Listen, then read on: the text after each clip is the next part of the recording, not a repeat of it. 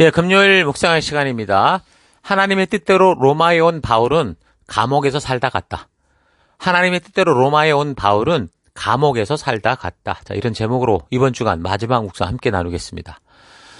자, 바울은 주 예수께 받은 사명을 따라 분명히 박해가 예상되는 예루살렘으로 올라가서 결국 예상대로 유대인들에게 잡혀 폭행당하고 죽음의 위기를 맞이하면서도 불의인 사명, 그러니까 하나님께서 부탁하신 말씀을 따라 예수가 그리스도의 되심을 전하는 그런 삶을 살아갑니다. 또 그 결과는 로마 군대에 의해서 옥에 갇히는 것이었고, 이제 로마로 향한 길에서는 2주 동안이나 죽으라고 불어대는 그 광풍으로 인해서 거의 죽음의 지경에 다다르는 그런 끝까지 가게 됐는데, 그로 인해 바울은 하나님께 불평과 불만을 늘어놓는 그런 삶이 아니라 그곳에서 끝까지 믿음 따라 약속 따라 사명을 향해 나아가는 걸 봤습니다. 그러니까 지중해에 불어온 유라굴로 광풍을 만나서 거의 죽음의 지경에까지 갔지만 하나님께서 사명을 붙들고 끝까지 나아가는 바울을 통해 로마에서도 복음을 전하게 하시기 위해서 바울을 살리시는데, 그렇게 이제 폭풍 속에서 겨우 이제 목숨을 건져서 한 섬에 도착하게 돼요. 거기가 어디냐면 지금 이탈리아의 남부 멜리데 몰타라는 섬이었습니다. 그러니까 하나님이 걷게 하시는 길은 이걸 보면 결코 구름 타고 하늘 날아가는 그런 길이 아니라는 사실, 하늘을 날아다니는 그런 게 아니라는 거 꼭 기억하십시오. 험한 길입니다. 그러니 좁은 문 좁은 길이라는 얘기도 나오고요. 적어도 이 세상을 걸어가는 동안 그 길은 절대 평탄한 길은 아닐 거예요. 그래서 예수를 믿어도 정말 각오하고 믿어야 됩니다. 예수를 믿으며 단지 험한 삶 피해 보겠다고, 좀 복받고 좀 잘 살아보겠다고 했다면 여러분 이거 주소 잘못 찾은 거예요. 자, 그래서 28장 그렇게 겨우 살아서 육지에 올라오니까 그 원주민들이 불을 피우고 영접을 해줬던 거죠. 그 원주민들이 생각할 때 이런 폭풍에서 살아난 것은 이 사람들이 참으로 신의 축복을 받은 사람들이다라고 생각을 할 정도로 그런 어떤 위기에서 이제 구원을 얻은 겁니다. 자, 그렇게 겨울바다를 고생하던 사람들이 살아서 육지에서 이제 불을 피웠는데, 바울이 볼 때 불이 약해서 그랬는지 그 불에 이제 장작더미 한 묶음을 더 집어 던졌는데 그 나무 더미에서 마침 독사가 나서 바울의 손을 확 물고 그냥 묻어버린 거예요, 몸에. 그러니까 그 섬 사람들이 야, 저 사람 진짜 살인자다. 바다에서 그렇게 용케 살아온 것 같은데 신의 은총으로 봐라. 하늘의 공의가 저를 살지 못하게 한다. 자, 그러면서 이제 바울이 이제 독사에 물려서 그런 상황이니 곧 죽을 거라고 생각했던 거죠. 자, 그런데 바울이 독사에 그렇게 물리고서도 죽지를 않는 거예요. 시간이 흘러가는데도. 그래서 이제 그 섬 사람들이 생각을 바꾸죠. 이거는 신 아니야? 그러니까 바울을 신이라고 하면서 높였어요. 그러니까 눈에 보이는 현상을 따라 믿음 생활하는 사람들의 전형적인 모습이 이런 거예요. 보이는 대로 막 이거 믿었다 저거 믿었다 이랬다 저랬다 생각도 바뀌고 마음도 바뀌고 그러거든요. 그러니까 원주민이고 우상 숭배자여서만이 아니라 교회를 다닌다고 해도 하나님의 말씀의 가치를 따라 그 약속 믿고 온전히 살아가지 못하면은요, 결국 이렇게 보이는 현상에 계속 휩쓸릴 수밖에 없어요. 교회를 다닌다고 해서 강건은 하나님의 자녀라고 말할 수 없습니다. 하나님의 말씀으로 철저히 바르게 무장되지 않는다면 언제라도 이 세상의 폭풍에 보이는 것에 휩쓸려서 그 세상의 것들을 즐거워하고 생명의 길이 아닌 다른 길로 갈 수 있는 거예요. 말씀의 바른 가치를 따라가지 않으면 교회를 다닌다고 하면서도 그렇게 뭔가 신비적인 현상을 보며 쉽게 휩쓸려가는 일들이 얼마나 많습니까? 아무리 교회 안에서 벌어지는 신비한 일이라고 해도요, 바르게 이것이 어디로부터 온 것인지 잘 분별하고 깨달을 수 있는 여러분 되기를 바랍니다. 교회 안에서 신비한 현상이 벌어진다고 다 하나님으로부터인 게 아닐 수 있다는 걸 기억하십시오. 교회를 혼란하게 하는 악한 세력들은 오히려 더 이런 신비한 능력으로 믿는 자들을 잡아삼키려고 할 것이다 라고 성경은 이미 경고했어요. 바울을 로마의 선교 현장으로 이끄신 하나님의 방법도 지금 어떤 상황입니까? 신비하고 놀라운 방법이 아니잖아요. 자칫 믿음 없이 보면 그냥 자연스럽게 벌어진 일들이라고 생각할 정도로 그렇게 일하시는 하나님이세요. 여러분, 이런 사실 잊지 말고 바른 믿음의 길을 분별할 수 있기를 바랍니다. 어찌됐든 이 독사에 물린 바울이 죽지도 않으니까 섬 사람들이 그를 신처럼 보게 되는 거죠. 마가복음을 통해 16장 17절에 뭐라고 말합니까? 믿는 자들에게는 이런 표적이 따르리니 곧 그들이 내 이름으로 귀신을 쫓아내며 새 방언을 말하며 뱀을 집어올리며 무슨 독을 마실지라도 해를 받지 아니하며 병든 사람에게 손을 얹은즉 나으리라 하시더라 라는 약속을 받은 게 바로 누구예요? 성도인 겁니다. 그래서 어떤 사람들은 좀 너무 과해서 이걸 증명하겠다고 뭐 스스로 독사를 잡다가 물려 죽는 경우도 요즘 많이 있죠. 종종 가끔씩 그렇게 이 잘못된 믿음으로 죽는 사람들이 있습니다. 그러니까 지금 바울에게서는 바로 이런 약속이 사실 그대로 이렇게 증거되었는데 바울은 이 약속을 믿고 하나님을 시험하고자 독사에 물린 게 아니에요. 그냥 사명으로 가는 중에 겨울바다에서 나와서 떨고 있는 그 추위에 떨어하는 사람들을 좀 도우려고 불을 더 지피려다가 당한 거죠. 그렇게 독사에 물린 거죠. 자, 그러니까 우리가 하나님의 약속을 믿되 하나님을 시험하듯이 믿는 게 아니라 성경에 나온 그 말이 진실이라는 것을 증거하기 위해 일부러 그렇게 막 조작하고 그렇게 행동하는 게 아니라 단지 주신 사명을 위해 그때그때 나에게 주신 주변의 그 사람들을 섬기고 세워가는 일을 그 길을 걸어갈 때 그때 뭐 뱀에 물리든 어떤 일을 당하든 결국 하나님의 보호로 말미암아 바울처럼 해를 당하지 않고 사명의 길을 걷게 될 수 있는 거라는 거죠. 또한 병든 사람에게 손을 얹은 즉 낫는다고 하는 놀라운 일들이 자연스럽게 이런 믿음의 길에서 생기는 겁니다. 우리 잊지 마시고 우리 셀 속에서도 어떤 거 보여주겠다 이게 아니라 우리 주변에 아파하고 힘겨워하고 버거워하고 힘들어하는 위해서 우리 기도하는 여러분과 꼭지가 될 수 있기를 바랍니다. 자, 마가복음의 약속대로 사명의 길을 따라 믿음으로 걷는 바울에게 이런 약속이 진짜 사실인 게 증명이 됐어요.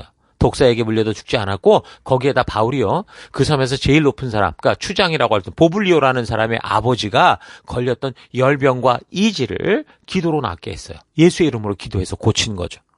병든 사람에게 손을 얹은 즉 나으리라 라고 마가복음의 약속과 그대로 막 이게 이루어졌던 거예요.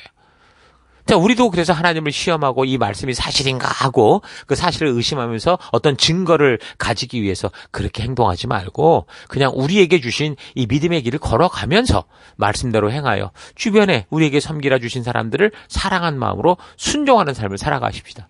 바울을 통해 하나님의 약속이 진실로 증거되듯이 그렇게 순종해 우리가 순종하는 삶을 통해 우리를 통해서도 그런 진실한 하나님의 살아있는 역사가 오늘 우리 가운데도 이루어질 것을 믿습니다. 바울이 하나님께서 그 풍랑 속에서 나타나 그에게 준 사명을 이룰 것이라는 이 약속을 믿고 거친 풍랑에 지쳐 삶을 포기한 사람들을 세워줬고 또 섬에서 도착해서도 사람을 섬기기 위해 서로 세워가니까 어떻게 하는 거예요? 하나님의 놀라운 역사들이 나타나게 되고 그렇게 되니까 이제 바울의 상황이 완전히 역전된 상태가 됐어요. 그래서 그 섬에서 거의 3개월간 머물렀는데 아마도 그 시간들은 완전히 뭐 선교대회를 하는 그런 지경이 아니었을까. 성경을 그냥 처음부터 끝까지 쫙 잘 알려주지 않았을까 생각이 듭니다. 자, 어쨌든 그렇게 3개월 만에 이제 로마로 갈 배가 준비가 돼요. 배에 타는데 그 섬 사람들이 얼마나 은총과 은혜를 많이 받았는지 예수 다 믿고 바울이 가는데 그 타고 가는 배에다가 가는 사람들을 위해서 276명이었잖아요. 먹을 음식을 다 그냥 보충해 줬어요. 놀라운 은혜인 거죠.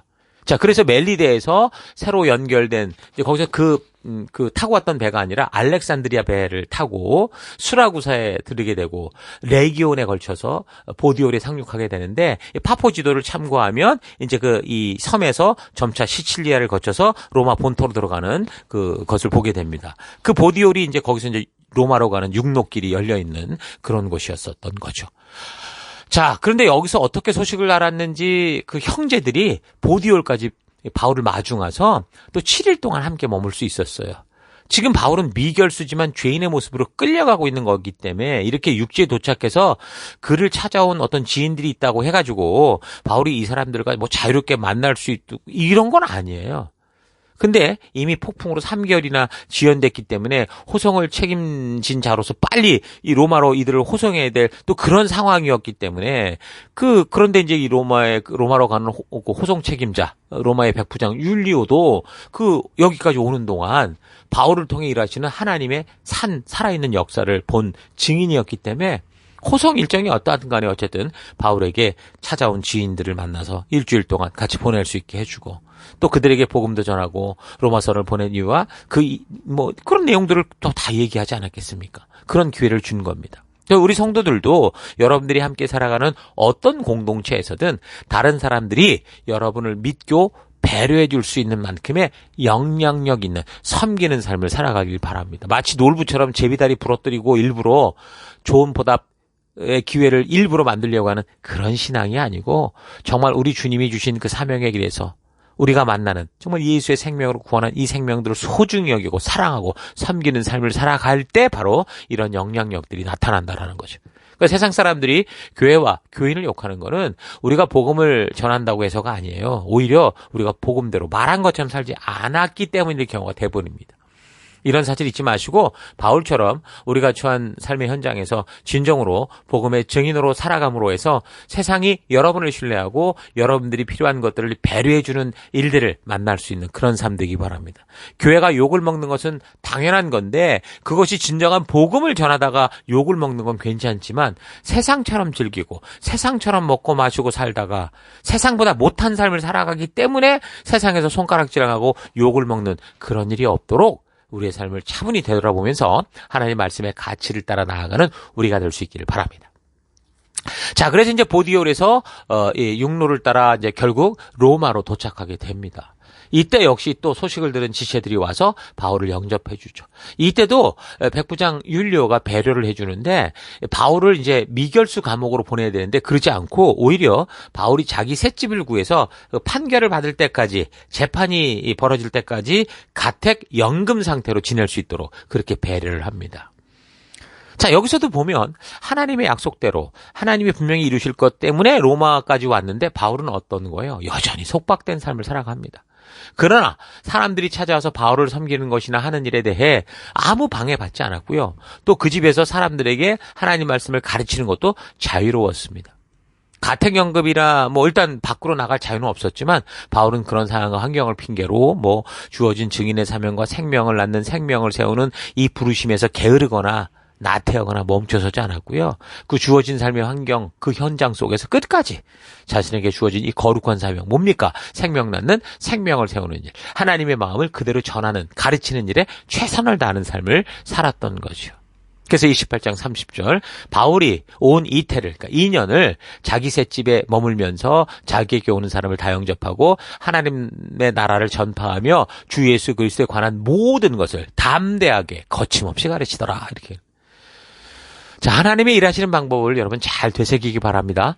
죄인의 몸으로 있으면서도 기적과 역사들이 나타났음에도 마술과 같이 바울을 자유의 몸이 되어 온 로마를 뒤집어 엎기에 그렇게 하는 일을 한 게 아니고 그 속박된 상황, 제한된 상황 안에서 끝까지 믿음으로 순종하며 하나님의 진심을 전하는 이 바울의 마음을 통해서 이 순종을 통해 일하시는 우리 하나님의 일하심을 잘 기억하십시오. 이게 교회의 일이고 그 성도가 살아갈 삶의 태도인 거예요. 우리가 끝까지 우리에게 보낸 영혼을 포기하지 않아야 되는 이유가 바로 여기 있는 겁니다. 바로 이런 마음을 통해, 이런 교회를 통해, 이런 성도를 통해 하나님께서 일하시는 거죠.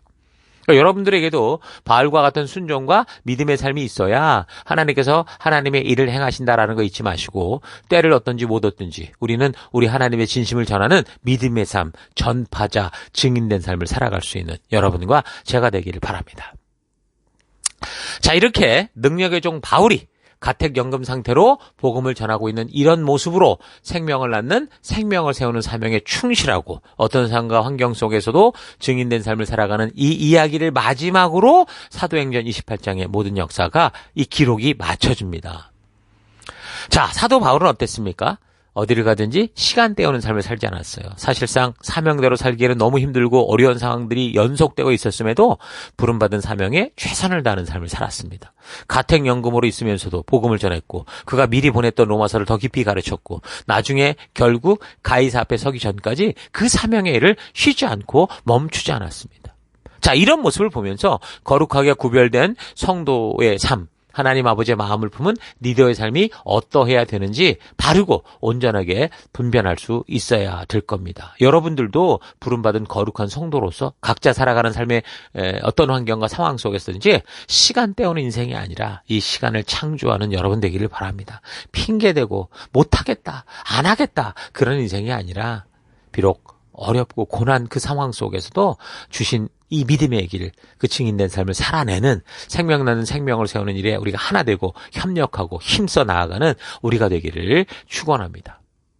자, 그래서 그렇게 이제 로마에 어쨌든 감금된 상태가 됐는데 그곳에서 이제 그 교회를 섬기는 일을 해요. 옥중서신이라는 쓰게 됩니다. 자, 이렇게 사도행전 28장이 맞춰지는데 이제 여러분이 사도행전에 계속되는 역사, 사도행전 29장을 써나갈 차례입니다. 28장까지는 이 성경의 역사가 마무리돼가면서 이제 성도에게 너는 어떻게 살겠니? 라고 우리에게 도전을 하는 겁니다. 그래서 우리는 이제부터 바울이 이어가던 그 삶을 이어서 계속된 사도행전 29장의 역사를 우리가 만들어가야 되는 거죠. 내가 부르신 사명 따라 바울과 같이 믿음으로 걸어가는 삶을 살아가는 이야기가 사도행전 29장의 이야기가 되는 거예요. 자, 이런 사실 잊지 마시고 각자 삶 현장에서 거룩한 이 성경을 정말 삶으로 써나가는, 여러분의 삶이 성경이 되는 그런 삶이 될 수 있기를 바랍니다. 자, 오늘 하루 나는 믿음의 삶을 살아가면서 나름 겸손하고 순종하는 삶을 산다고 하는데 사실 마음 한켠에는 이렇게 내가 수고하고 애쓰면 뭔가 좋은 일이 있지 않겠는가 하는 이 세상에서 받을 보상의 마음으로 그렇게 걷고 있지 않은가 좀 차분히 살펴보기 바랍니다. 바울이 예루살렘에서 잡힌 후에 로마로 오기까지 거의 3년의 시간 동안 그의 길은 매 맞는 길, 감옥 갇히는 길, 폭풍과 풍랑으로 죽을 보이 넘기는 길, 로마에 와서도 2년 동안 감옥에 갇혀있는, 가택 연금되는 길, 이런 길이었어요. 그러니까 하나님의 진심을 알고 하나님의 뜻과 명령을 아는 바울이 걸어온 길이 이런 길이었다고요. 예수를 믿은 후 그의 평생에 그는 꿈 같은 길을 걸어온 적이 없습니다. 그리고 그런 믿음의 삶의 끝, 그의 인생의 마지막은 뭐였냐? 참수형이었어요. 목이 잘려 죽는 것이 전부였습니다. 바울이 조금이라도 자신의 수고와 노력을 생각하면서 하나님께 보다 편안하고 나은 길을 원한다고 했다면 그는 끝까지 이 길을 걷지 못했을 겁니다.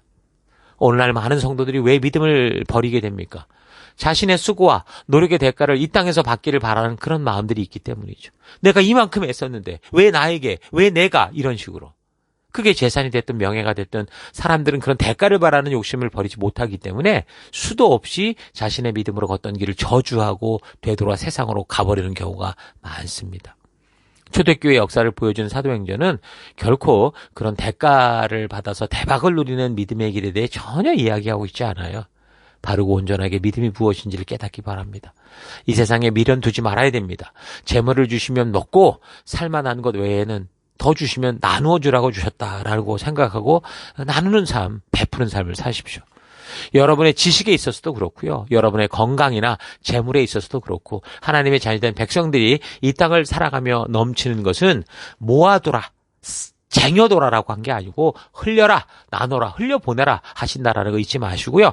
그런 진정으로 하나님이 찾으시는 빛된 삶을 살아가는 여러분 될 수 있기를 주의 이름으로 축원합니다. 저는 하루도 힘내십시오. 잠시 기도하겠습니다. 하나님, 나를 하나님의 전적인 은혜로 구원하여 이 땅에서 하나님 나라를 알리는 존재로 살게 하셨는데 이 땅에서 탑이 되고 부자가 되고 높은 자가 돼서 남들이 우러러보는 삶을 살려고 바둥거리며 살아왔던 것 회개합니다. 내게 주신 것들을 가지고 나의 것을 늘리라고 하신 게 아니고 내게 주신 것을 족한 줄 알고 넘치게 주시는 것으로 함께 더불어 살아가도록 나누며 흘려보내라고 하심을 잊지 않고 내 지식, 내 재물, 내 시간, 내 건강을 가지고 지체들과 함께 나누면서 더불어 살아가는 내가 되기 원합니다. 사도 바울의 감옥 인생이 사도행전의 끝이고 그런 바울은 그곳에서 어떤 삶을 살았는지 보여주는 것이 사도행전의 끝이다라는 거 잊지 않고 이제 내가 선 곳에서 사도 바울을 잇는 성도의 삶을 내가 살아가는 우리가 되기를 원합니다. 하나님께서 하나님의 뜻대로 로마에 온 바울은 결국 감옥에서 살다가 잠시 풀려나지만 그러나 곧 잡혀서 참수형당하는 그런 인생을 걸었으나 그로 말미암아 온 인류 역사 오늘 나에게까지 귀한 복음의 소식이 전해졌고 이 교회가 존재한다라는 거 잊지 않고 이 하나님의 나라를 계속해서 또 내가 순종을 통해 이루어가는 그런 삶 살 수 있도록 주님 역사하여 주옵소서. 그 길 걷기 원합니다. 함께 하심을 감사드리고 예수님 이름으로 기도했습니다. 아멘.